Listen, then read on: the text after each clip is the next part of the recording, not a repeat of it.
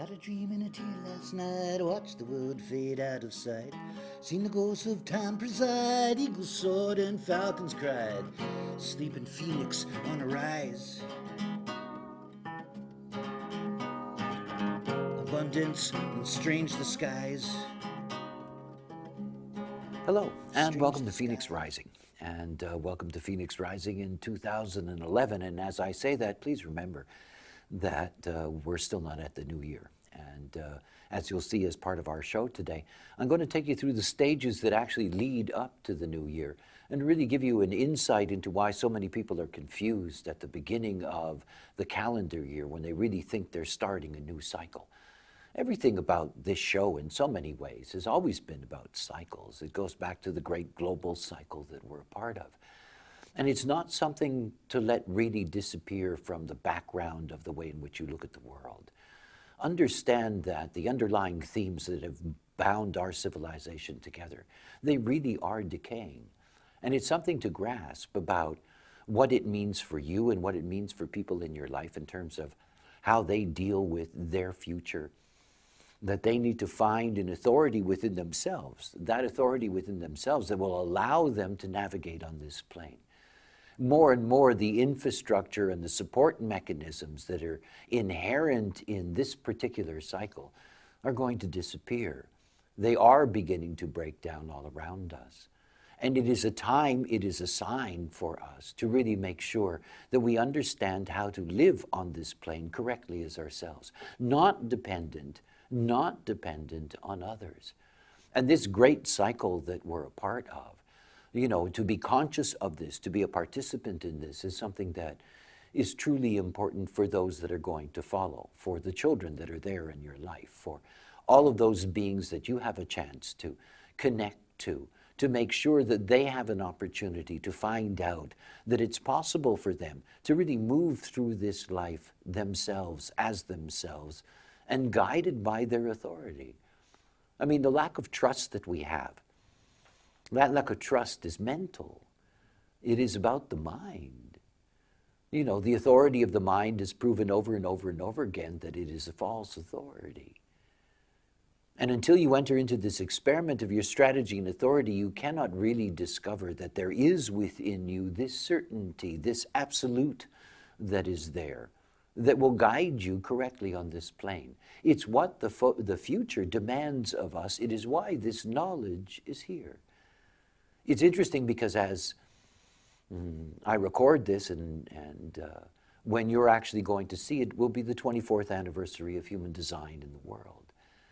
And human design is in the world. It came into the world between January 3rd and January the 11th, 1987. And it's here in the world not simply for the now in that sense, but it's here to lay a foundation for our potential to thrive in the future. It's a blueprint. It's a blueprint for us, the nine-centered being, how to live this life correctly, how to operate correctly, how to raise children correctly, how to be in a world in which your potential gets realized. So it's something to keep in mind as you look at your life and as you look at this cycle that we're closing now, that each cycle lived correctly builds an incredible foundation towards your future. If there is any such thing as making a New Year's resolution, then I suggest that the only one that you can have is one that is about you living your life for you as yourself. Be your own authority. It's the greatest gift that you can give yourself. And as I said, today we have a special show. And what's coming up next is, well, something that's really fascinating. It's the steps, the stages, if you will, that lead up to the new year. All right, on with the show.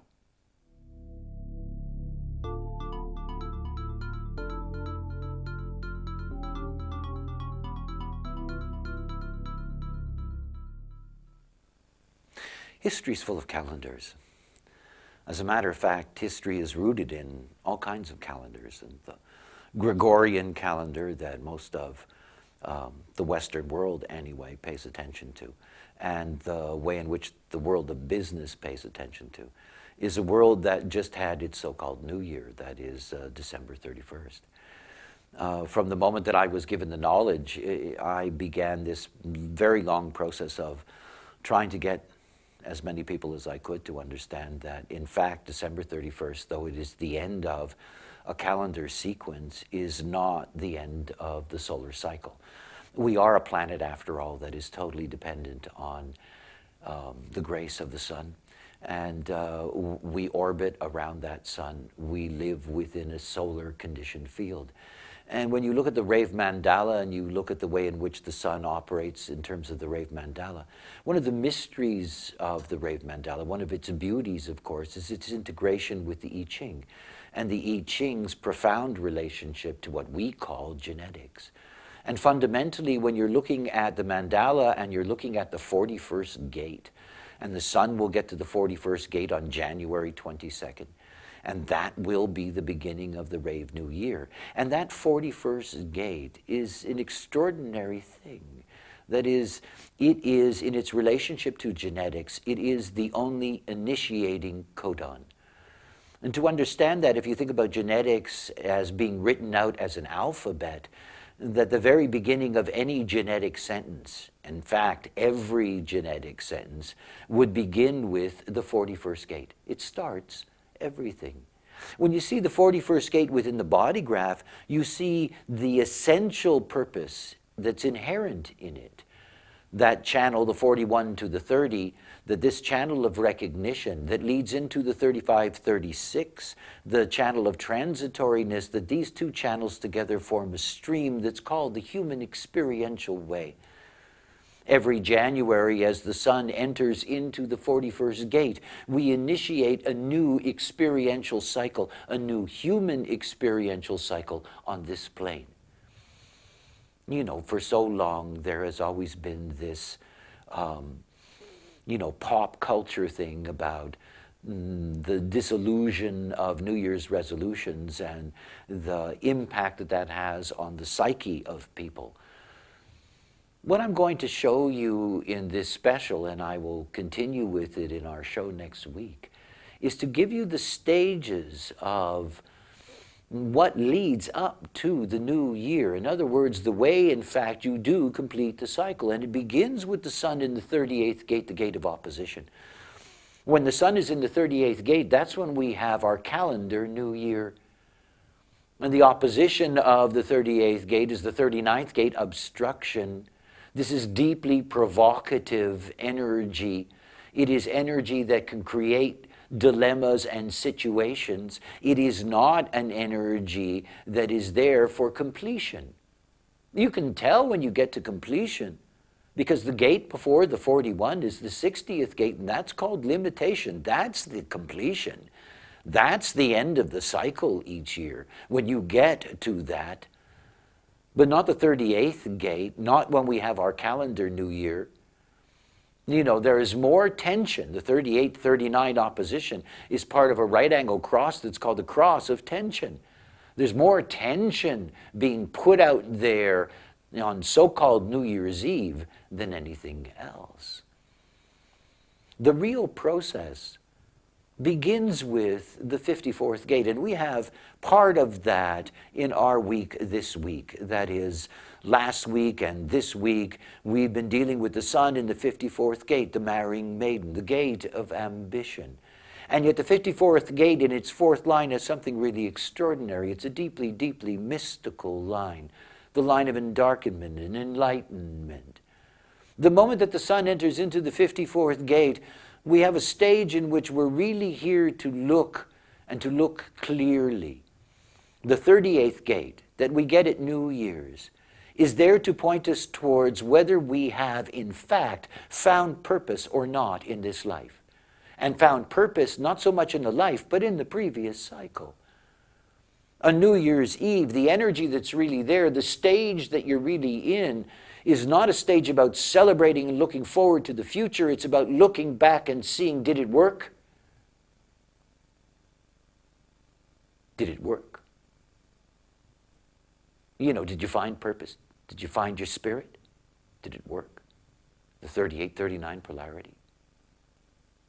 See, it's the beginning of closing down the cycle. You begin to look back at that point. You begin to look and see, was there a purpose? Was it something that was fulfilling? And then you enter into where we are, that is the 54 with the 53 opposition.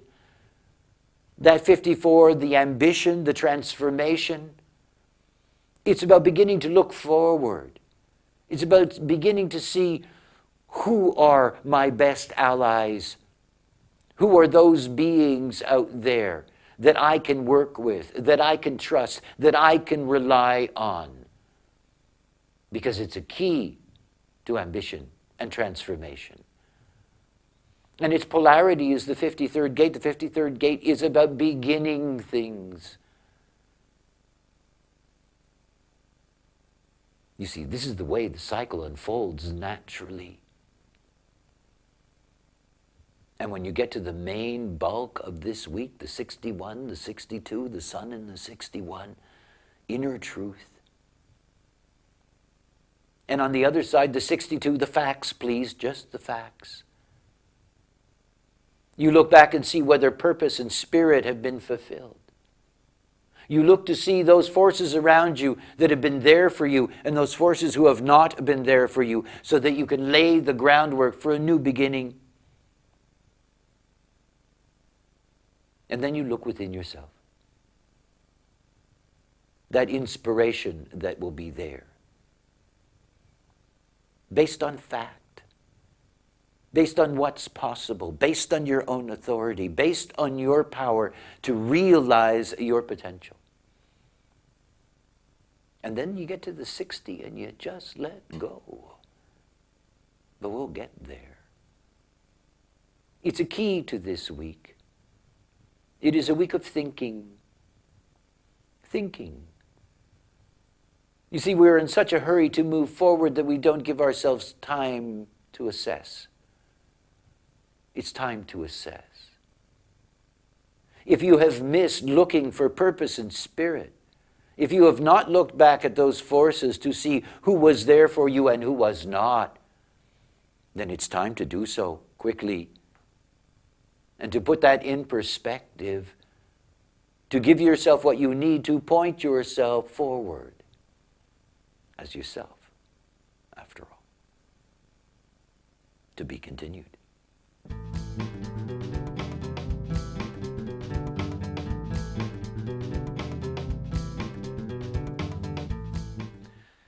Hello, and welcome to your weekly neutrino weather. As I was saying earlier in the special on the 4 stages leading up to the Rave New Year, we really have a binary theme this week in terms of the Sun-Earths. That is, we're going to have the 54-53, and most of the week is going to be with the 61 and the 62. So most of this week, you start this week with really that theme of looking to see whether, the beings that have been in your life have really been correct for you. The other side of that is when the sun enters into the 61, this is truly about, thinking. It is about, in a sense, just letting go and allowing the process that you have been through this year, to filter through you. But the real theme of the week is rather interesting because we have a complexity of definitions that are going to be there. We're going to have the transiting of Mercury through the 10th gate. We're going to have the transiting of Venus through the 34th gate, and we're going to have the transiting of Saturn through the 57th gate. Now that's a combination of 3 gates that are in the integration system in design. And the integration system is that aspect that is so purely and uniquely individual. Now what it's going to bring is it's going to start with the archetype, that is the Venus-Saturn combination, the 34-57, and then it's going to lead into, with the Mercury moving into the 10, it's going to lead into this very, very powerful definition that's going to impact everyone. The perfecting of form, the following of convictions, the archetype, all of these energies bundled together and defined this week. Now what does it bring? For the average person, the dilemma for them, because they're not going to know the not self, is that it's going to bring out a level of selfishness in them that may affect their interaction with others. Integration is very much about the individual and the individual involved in their own process. The other thing is that individuality always brings melancholy, and if you're not prepared for that, if it's not a natural part of your design, all that very powerful individual definition can lead to a lot of melancholy. I can imagine a lot of people this week who made their resolutions when the sun was in the 38, who are dealing with the fact that all of those things were just a fantasy and suddenly getting very depressed about their lives and about themselves. The 10th gate, after all, is a gate of love. It is a gate of loving yourself or hating yourself, as everything is a binary. There are many human beings who could be made very, very uncomfortable this week by the intensity of that individual definition. But of course, it's something always to understand about the neutrino weather. It's weather. We have ways of dealing with weather. The metaphor of the umbrella, well, your strategy and authority in that sense is your umbrella. You're not here to be taken into the thrall of the program. By the way, it doesn't mean you avoid it either. It simply means that the decisions that you're going to make during this week are decisions that are rooted in your strategy and authority. When that's the way that you make your decisions, the weather is there for your pleasure.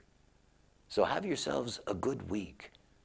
And remember that this is a week really to look back. Don't worry about tomorrow. Look back. Take it all in so you set the right footing for where you are going. And one final note. On January 22nd, the Rave New Year, as I have done for many, many years, I will offer a free analysis, and this will be posted on the website and on Facebook so that you can know when and how to get into the classroom. So, until then, bye for now.